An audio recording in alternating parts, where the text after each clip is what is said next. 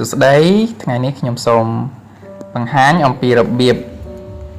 ធ្វើម៉ាត់ឆាដ៏ឈ្ងុយឆ្ងាញ់មួយកែវដំបូងយើងត្រូវការទឹកដោះគោ 100 មីលីលីត្របន្ទាប់មកយើងត្រូវការគ្រឿងផ្សំទឹកស្ករចំនួន 30 មីលីលីត្រ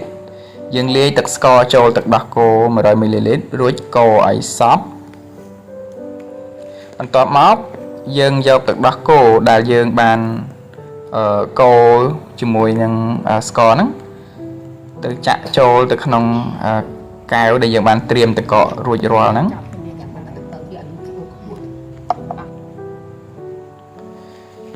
បន្ទាប់មកយើងធ្វើការរៀបចំម្សៅតែម្ឆាចំនួន1 ឡាព្រា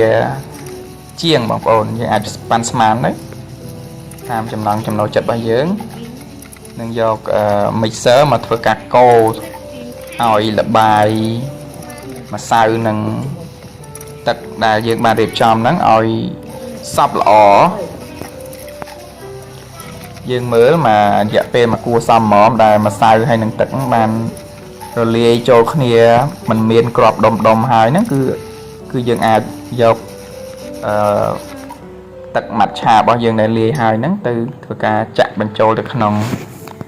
កែវទឹកដោះគោដែលយើងបានរៀបចំរួចរាល់បាននៅពេលដែលយើងលាយស្ករជាមួយនឹងទឹកដោះគោរួចបងប្អូនពេលដែលយើងចាក់ម្សៅម៉ាត់ឆាចូលគឺម្សៅម៉ាត់ឆាហើយទឹកដោះគោយើងគឺនៅចែកដាច់ពីគ្នាតែម្ដងយើងមើលទៅគឺស្អាតណាស់នេះរួចរាល់ហើយបងប្អូនម៉ាត់ឆាដោះគោយើងបានធ្វើ